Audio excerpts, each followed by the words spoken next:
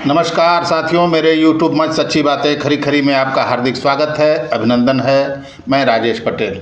मिर्ज़ापुर संसदीय सीट से लगता है कि समाजवादी पार्टी के उम्मीदवार राजेंद्र एस बिंद के खिलाफ फिर खेला हो गया। टिकट कट जाने की पूरी संभावना बन चुकी है।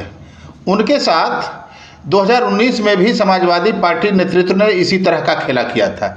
पहले उम्मीदवारी घोषित की, उसके बाद टिकट बदल दिया। वो निराश होकर फिर मुंबई चले गए। इस बार फिर आए, टिकट लेकर सपा का सिंबल साइकिल पर सवार होकर फिर आए, लेकिन नामांकन की तैयारी कर रहे थे कि अचानक जो है लखनऊ से एक मैसेज आ गया कि स्थगित कर दीजिए, और नामांकन स्थगित हो गया। हालांकि उन्होंने कहा कि राजेंद्र एस बिंद ने कि कुछ पेपर वर्क अधूरे हैं, इसलिए नामांकन स्थगित किया जा रहा है। लेकिन जब देर रात 9 तारीख की देर रात 10 तारीख को उनको नामांकन करना था, ये घोषणा कर चुके थे। लेकिन 9 तारीख की देर रात जब उन्होंने अपने सोशल मीडिया पर, फेसबुक पेज पर एक वीडियो संदेश जारी किया, तब समझ में आया कि मामला क्या है।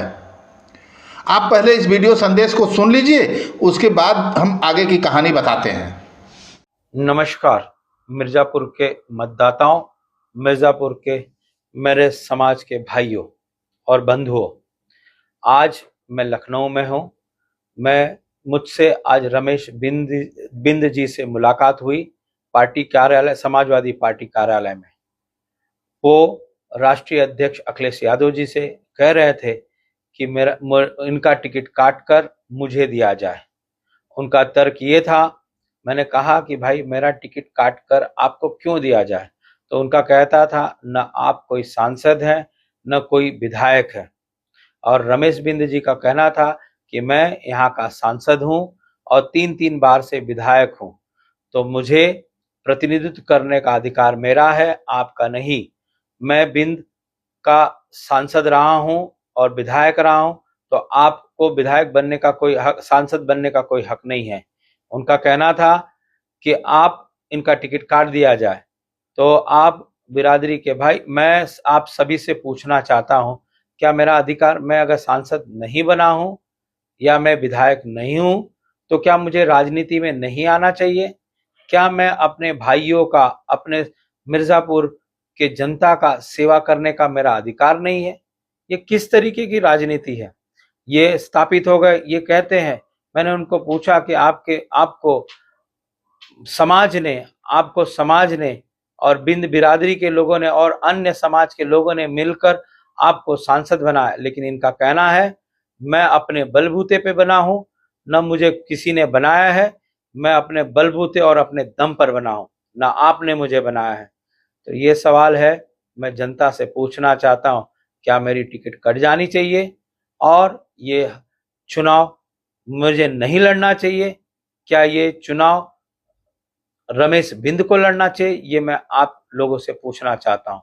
आप लोग मुझे कमेंट्स पर जवाब दीजिए। धन्यवाद। वीडियो संदेश सुनकर आप लोगों को कुछ बात समझ में आई?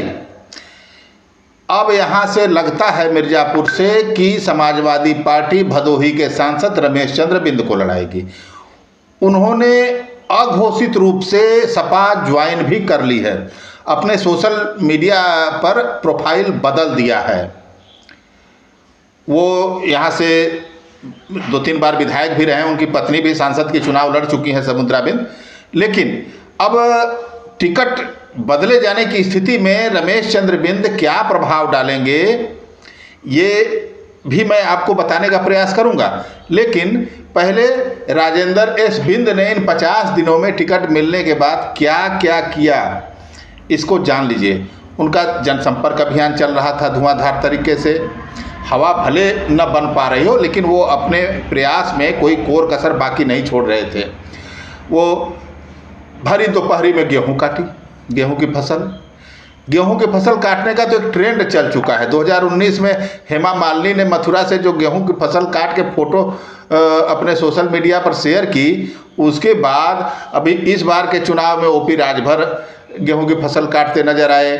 और मिर्ज़ापुर से समाजवादी पार्टी के उम्मीदवार ये राजेंद्र एस बिंद ने भी 11 या 12 अप्रैल को गेहूं की फसल काटी, उसे अपने सिर पर लेकर खलिहान तक पहुंचाया, उसका फोटो सेशन करा। किसान हितैषी होने का, मजदूर हितैषी होने का वो प्रमाण पत्र दे रहे थे। नाव भी चलाई, गंगा में नाव चलाकर उन्होंने ये मैसेज दिया कि हम नाविक हैं, बिंद और मल्लाह एक ही होते हैं, मैं भी नाव चला सकता हूं।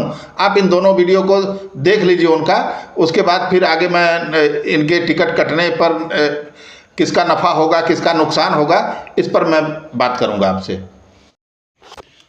साथियों, ये किसानों के लिए भले ही गेहूं की फसल है, लेकिन नेताओं के लिए यह राजनीतिक फसल हो चुकी है। जब तक राजनीति की फसल इनके लिए लहलहाती रहेगी, इनकी राजनीति चलती रहेगी।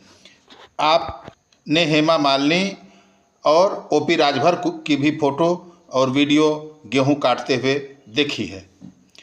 अब ये राजेंद्र एस बिंद नाव चला रहे हैं गंगा में, ये भी सियासी नाव ही है।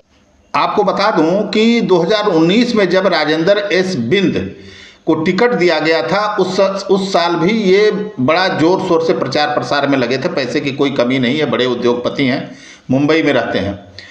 तो जब उनका टिकट काट कर समाजवादी पार्टी ने रामचरित्र निषाद को टिकट दिया, उसके बाद ये राजेंद्र एस बिंद ने अपना आपा खो दिया। उन्होंने मिर्ज़ापुर में भरी प्रेस कॉन्फ्रेंस में समाजवादी पार्टी के स्थानीय नेताओं पर कई गंभीर आरोप लगाए, पैसे के लेन देन का, गाड़ियां मांगने का। ये आरोप कोई कैसे भूल सकता है। इस साल भी उनके साथ यही खेला हुआ है। स्थानीय नेताओं को, समाजवादी पार्टी के स्थानीय नेताओं को वो पसंद नहीं थे। जब से इनको टिकट मिला था तभी से व्यवस्था की जा रही थी इनको ठिकाने लगाने की। अंततः जब भदोही से के सांसद रमेश चंद्र बिंद का टिकट भारतीय जनता पार्टी ने काट दिया, तब समाजवादी पार्टी के स्थानीय नेताओं को प्रत्याशी के बदलाव की हल्की सी उम्मीद की किरण दिखाई दी और इस प्रयास में लग गए। लगभग सफलता मिल चुकी है, क्योंकि रमेश चंद्र बिंद अब सफाई हो चुके हैं।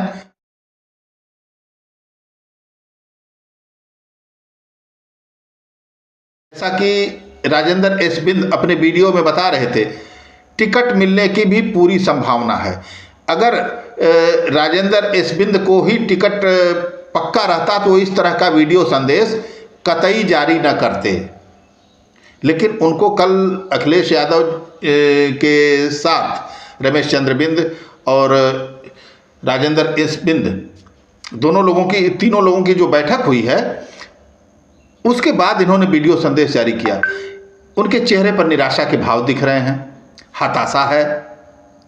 और 50 दिनों में जो प्रचार अभियान में रुपए फूके हैं, उनके नुकसान का गम तो है ही, इसी जैसे 2019 में था। वो पूछ रहे हैं बिंद समाज से कि आखिर रमेश चंद्र बिंद को क्यों लड़ना चाहिए और राजेंद्र एस बिंद को क्यों नहीं लड़ना चाहिए।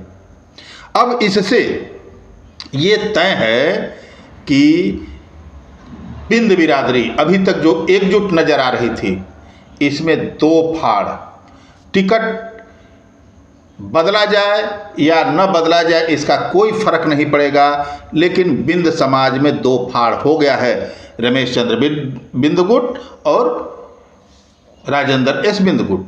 और इसका सीधा फायदा एनडीए को मिलने वाला है। एक तरीके से समाजवादी पार्टी ने युद्ध के मैदान में हथियार डाल दिया है।